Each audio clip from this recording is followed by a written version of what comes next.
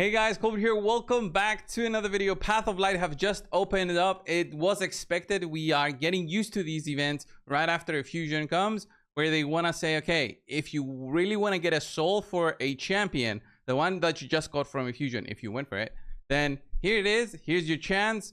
You gotta go and do some extra stuff. So this is what they've done today for the next 4 days. And if you have the resources, then yeah, definitely it's possible to do it. I'm gonna go over all of the cost for it for the 3-star perfect soul, the 4-star perfect soul, the 5-star perfect soul. So there's decisions that you guys can make that can basically say, okay, if I don't want to get the 5-star, you don't have to. You can go for a 4-star or a 3-star. But guys, you got to remember, you don't have to get the soul of the champion if it's a fusion that you just went for it, but don't really care for it. You're not going to use it that much. It's a lot of resources, and it really depends on how comfortable you are with your account.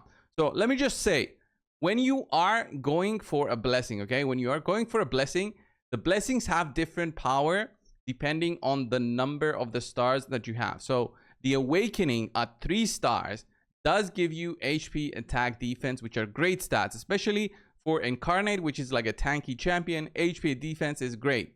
The 4-star, what does it give you? It gives you a little bit of extra HP, barely any extra HP, 1,000 extra HP, and then some crit damage, which you will not need for an ally protector champion. Remember that. It's an ally protector champion, basically like a support together with Arbiter. And then on the 5-star, that's where things become more interesting, with the resistance and accuracy being as an additional bonus, plus the 5-star bonus of the specific blessing that you will be using for the Incarnate. So really, it's either 3-star or 5-star that I would recommend for you guys to go for it, because those also change the power of the blessing. And especially on 5-star, many blessings become much more interesting and useful comparing it to the 3-star. So you're either going to go for the easier one or you're going to go all in, okay? And if you're going to go through summons, unfortunately, there's nothing else going on at this moment for the next 24 hours. There's nothing going on in terms of summons other than the guaranteed for Nia. Nia is great if you don't have her already. She can be used in some comps where you're using Trunda, let's say. You can use double Nia and Trunda instead of the Yumiko and still do some good damage for the Hydra. It's not as big as the double Yumiko, but it is useful, and it is possible to be, to build a team around her. So it's 30 summons for this one. You're going to go, let's say for Nia, you're going to get 22,500 points through this.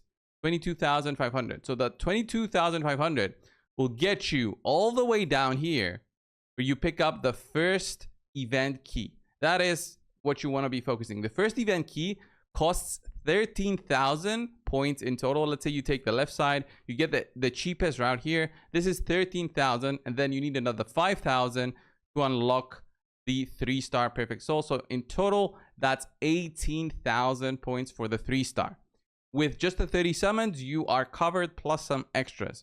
If you want to go for the 4-star though, you need 2 keys, which becomes a little bit more interesting. The 2 keys, in order to unlock those, you need an extra 1,000 here, so that's 14,000 in total. And then you actually have to go here, get the 7,000. Since you're going left side, you're gonna unlock this anyway. Another 7,000.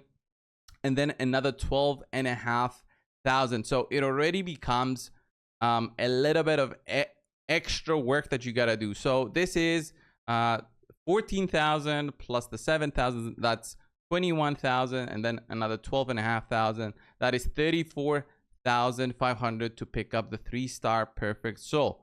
So things become interesting. The 4-star, as I said, is not that great. So should you go for like 34,000 points, where maybe you should go for the 5-star. The 5-star though becomes extremely more difficult to get, since you need 3 keys. The only way to get 3 keys is to either get this one and then go down, or get this one and then go down.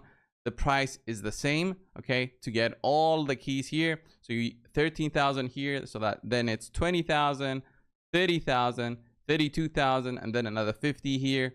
82,000 points. 82,000 points strictly through summons is insane, especially through voids. It's gonna cost a big amount of voids. You're not gonna be summoning all the points today though. So today, what day is it? Thursday. we know every single Friday, Saturday, Sunday, they do some kind of summoning event. So tomorrow, we're going to have a different summoning event for you guys to check out. So Friday, Saturday, Sunday, maybe you want to do different summons, and then you can get better points. Sacred shards, primal shards, ancient shards, all of them give points. Obviously, sacreds give the most, but they're the most expensive for an account.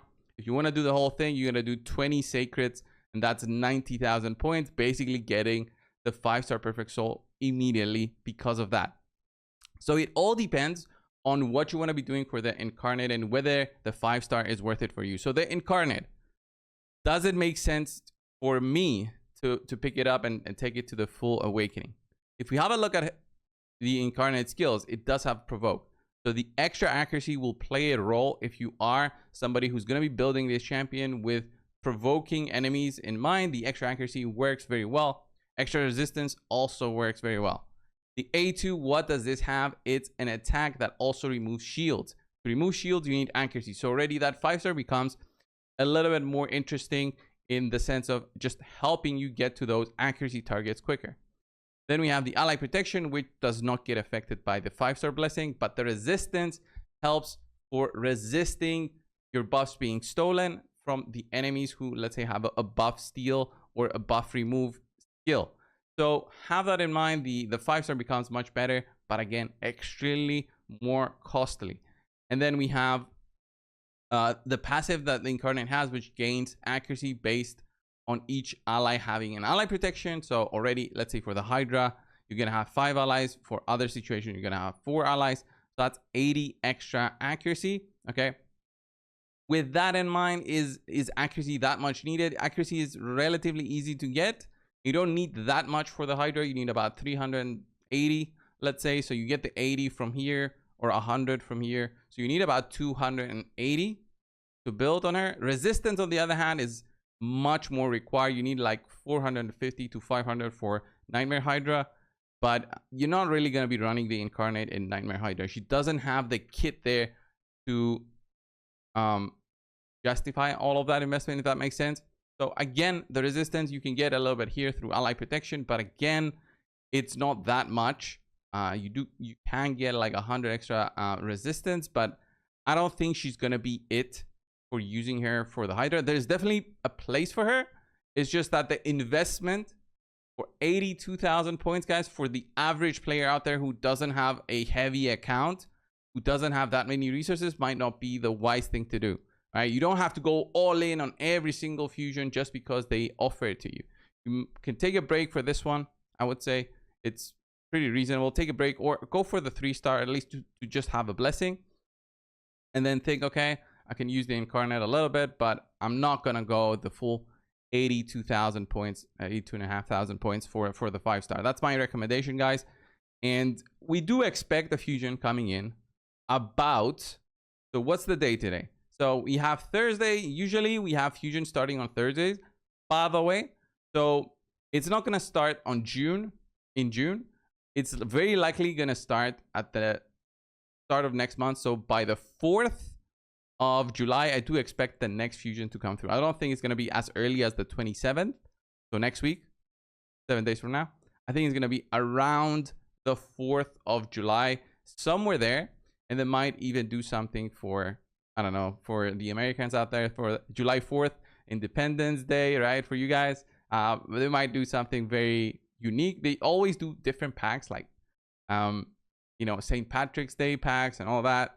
They're going to do something for this one. Like right now, they have the Midsummer Festival, which is the 21st of June. So they're very likely for them to do more stuff for every single kind of holiday, depending on the players. And the majority of players, the big spenders, are the US audience. So they're very likely to do something. I don't think, though, that the fusion is going to be like very, you know, related to that.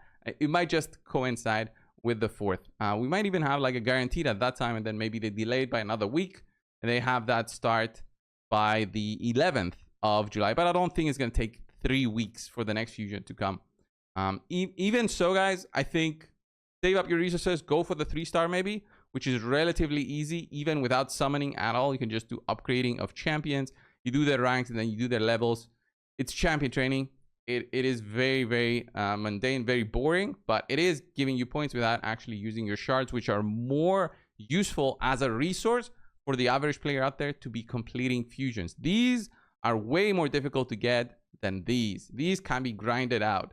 In the 4 days, you gotta get about, let's say 4,000 to 5,000 points per day through upgrading for you guys to get the 3-star. So it's very doable just with the daily energy that we get, plus maybe some gems.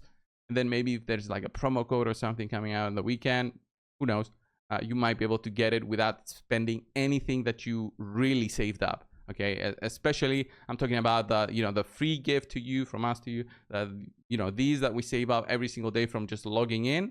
No, not every single day, every other day.